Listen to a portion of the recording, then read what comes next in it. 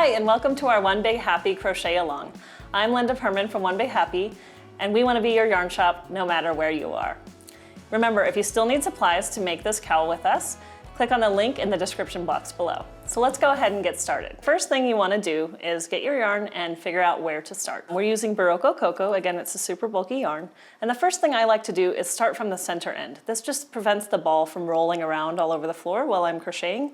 So what I do is I take the label off. You'll see that there is an outside end just tucked in, but that's not the one I want. So I'm going to go ahead and put my fingers in and feel around to find the end. And here it came right out. And I just pull on it a little bit to make sure that I'm going to have that smooth experience, and I am.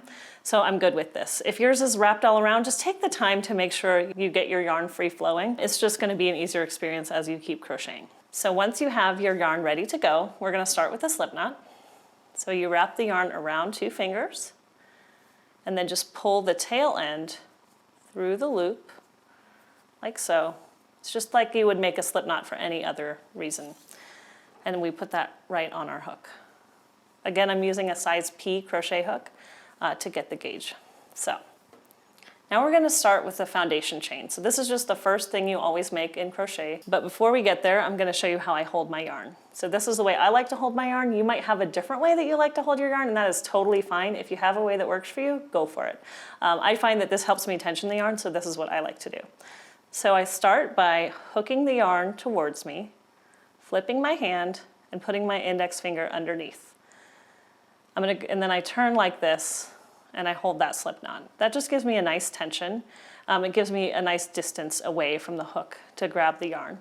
I'm going to show you that one more time though, because I know sometimes that's new. So, and again, you don't want to hook your finger way out here. You actually want to go right up to the hook, because that way you're using your hand as the distance. So I hook the yarn, flip my hand, and slide my index finger under, and then I turn. And then I'm going to hold it with my thumb and my forefinger, and I keep this finger pointed up just to remind me not to let it go, because if I do, the yarn becomes really slack here. Okay, so now I'm going to chain 13 like it says to in my pattern. So I am just going to yarn over and pull that loop through, and then I always like to, especially on this hook, slide it all the way up to the fullest part of the hook. And again, yarn over, which is also the same as dipping your hook under, pull it through, and just be careful to slide it all the way up. That way you'll get the right size loops on your hook. Okay, so here I go again, yarn over, pull it through, and I'm going to do that 13 times, and I'll show you how to count the chains that we've made. Each time I pull the hook through, that counts as 1 chain.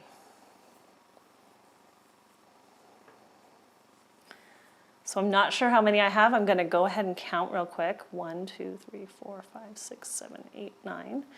So I need 4 more. So yarn over and pull it through, slide it up. 1, 2, 3. Okay, so you should have a chain of 13 stitches. And then it's always good to count again. It can be a little bit tricky sometimes to see, but if you're looking at this chain, each one of these little V's counts as a stitch. And if you're not seeing any V's, one thing I like to do is just let the yarn dangle and feel it, and you'll feel a bumpier backside, and then the V's should be facing you. So we're going to start at our slip knot, which is down here, and we're going to go 1, 2, 3, 4, 5, 6. I'm just counting the V's. 7, 8, 9, 10, 11, 12, 13. The loop on your hook doesn't count. And once you're sure you have 13, we're going to go ahead and work the first row of stitches. So let me just pull out a little more yarn. Now we're going to skip the very first chain, because that's just something we always do in single crochet, and that's what our pattern tells us to do. And then we're going to go into this first stitch. But it's always a question, where do I want to go in that stitch? And the way I like to do it is I like to work in the back bump. So it's that same bumpy feeling I was telling you about. So if you're looking at the V's right here, you turn your work over, and see this dark blue strand? That's the bump. You can kind of feel it. It just feels stiffer because it has the stitch underneath it. So I'm going to, I've skipped one. I'm going in this V, so I put my finger on it to know where I am, and I'm going to go right under that bump. And it's okay to use your finger to kind of wiggle it on there. And then I'm going to yarn over and pull it through once. Now I have 2 loops on my hook, yarn over and pull through twice. That whole action is a single crochet. so let's do it again. So here's my next bump. I'm going to insert my hook, yarn over, pull it through once, then yarn over and pull it through twice. That's my second single crochet. One more time. So just going to put my hook in. I do kind of have to nudge this yarn. Sometimes these big hooks are a little unwieldy, but you get the hang of it once you get going. So that's my third single crochet. And if you're looking here, you can see 1, 2, 3. They look just like the V's we counted the first time. So I'm going to go ahead and single crochet across. And I should have 12 when I'm all done. And if you need to talk to yourself while you crochet, I highly recommend it, especially if you're just starting out. It just helps you remember what you're doing. So you're going to insert your hook, grab the yarn and pull it through, then yarn over and pull through 2. Again, this is called a single crochet stitch, and there's lots of different stitches in crochet. That's one of the things I love about it. This one is, I think, the simplest one, but it's very versatile. You can do a lot with it, and you'll see in the next row, we're going to do something slightly different to give us a texture to this cowl. So I'm getting close to the end. I've got 1, 2 more.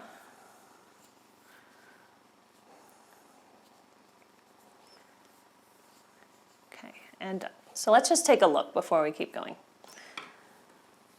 As you're getting established in your pattern, it's always just a good idea to count and make sure you have the right number of stitches across. This isn't like a huge big deal. It's not a sweater or anything like that, but it's just good to get those good habits going.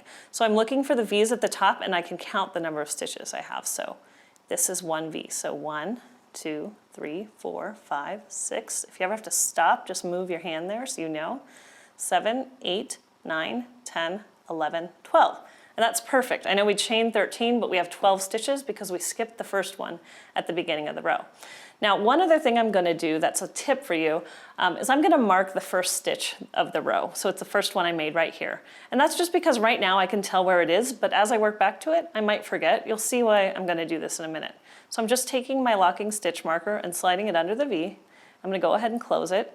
It's just like a little sticky note that tells me like, hey, that's a stitch. Don't forget to work it. Okay, so we'll just leave it there and forget about it.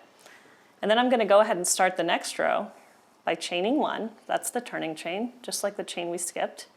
I'm going to turn my work, and then I'm going to go ahead and start the next row of single crochet. Now, this time, we're going to work in the back loop only, and that's what's going to give us the ridged effect on our cowl. So as you're looking at the V, there's this loop, that's the front loop, and this loop is the back loop. So when I go under, I'm only going to insert my hook under the back loop like this, and then I'm going to pull a loop through and then pull through 2.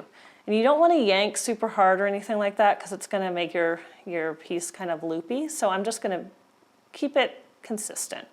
I'm going to go ahead and mark this stitch also, just because by the time I work across and come back, I'll know that that's a stitch and not to forget to do it. So you can see I've marked that stitch.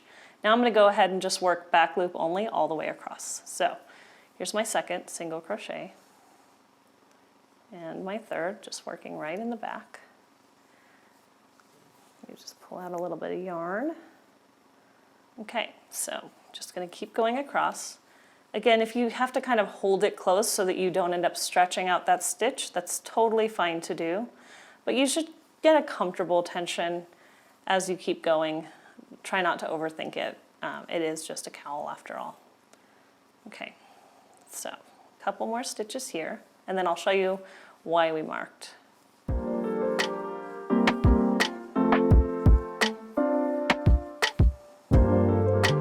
So I have 1 stitch left, and the reason why I marked it is just that sometimes it's easy for this to snug right up and you don't think you have a stitch there.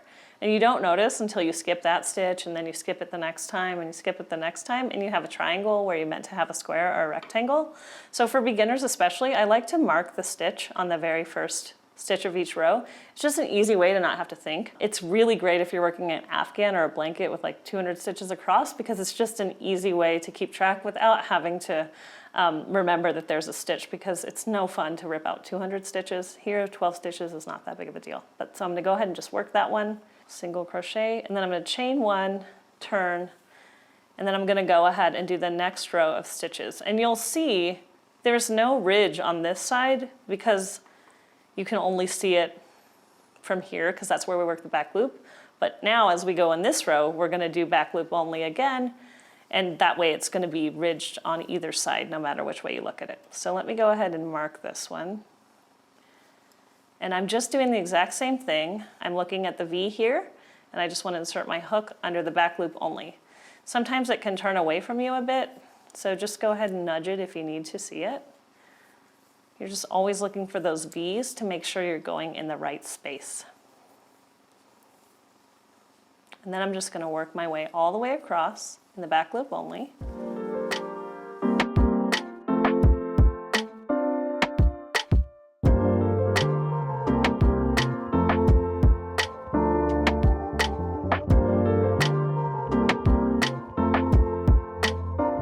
And then when I get to that marked stitch, I know I'm at the last stitch, and I'm going to go ahead and work that one too.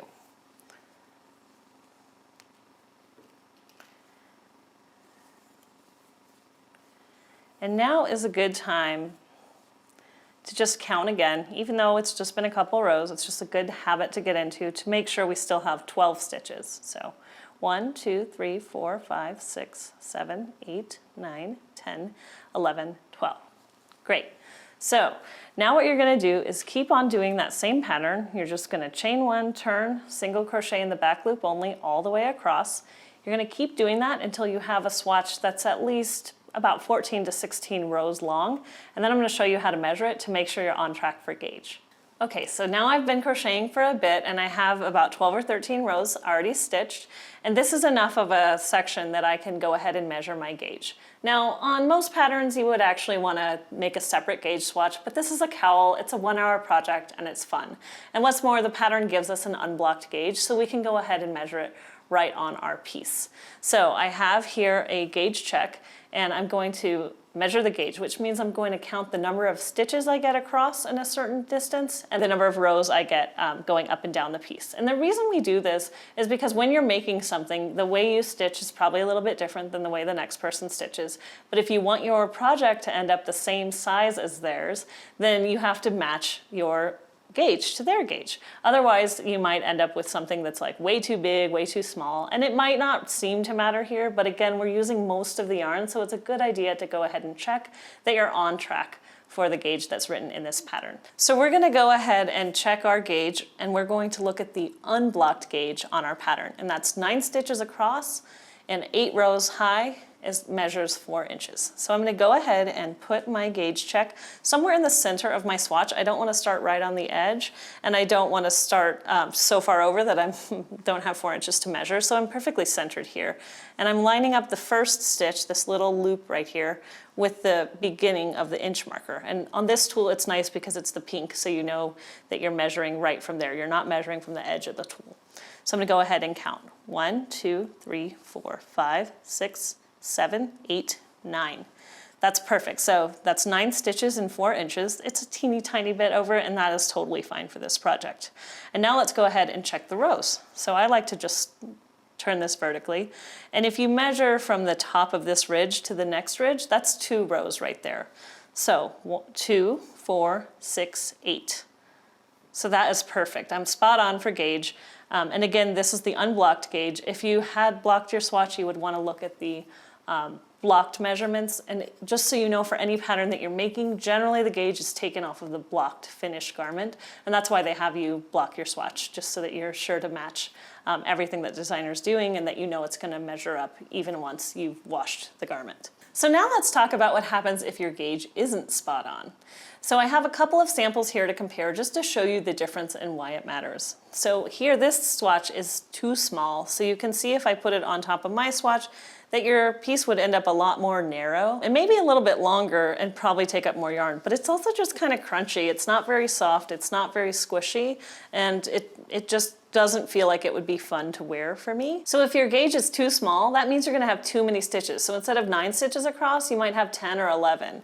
And it sounds counterintuitive, but if you have too many stitches, you wanna move up to a larger size hook. So if you have too many stitches, use a larger hook, and that's gonna loosen up your stitches and give you the right gauge. So just try the next hook size up and see if that works for you. It's too hard to like hold your hand differently. The easiest thing really is to use a different tool, so I would suggest that. Now Now, if your gauge is too large, like this one, I actually use the next size up. And for me, you can see that it's a good inch or two wider. I'm definitely gonna run out of yarn before I get the length that I want. And it's also just kind of too holy. I could poke my fingers through, and I don't think that's what I want either. So when you're thinking about, when you crochet, what you're really doing is making fabric, and what you're checking with the gauge is not only does it match the designer, does it match what I intended to make, but do I like it? So you might like this, you might think, oh, I like this kind of chunky, and if you're cool with buying an extra ball of yarn if you need it, you might like that look, you might like a wider cowl, but it won't be exactly to the measurements. So you would need to go ahead and hit this with a smaller hook, try again, just pull it out, try it with a smaller hook, and see if you get closer to the gauge. Now, if you're off by like half a stitch or half a row, I think you're gonna be fine. This does relax a bit and lengthen out when you block it, but it's good to, as a practice, try to match the designer's gauge, just so you know exactly what to expect, and so that you end up with what you wanted to end up with when you crochet any project. So once you've checked your gauge, you're ready to just keep crocheting, and you can crochet 46 rows, and then in the next episode, I'm gonna show you how to finish your cowl, seam it with a twist, and block it for that perfect finish. Be sure to hit the like button below and subscribe so you won't miss a stitch. Hope to see you there.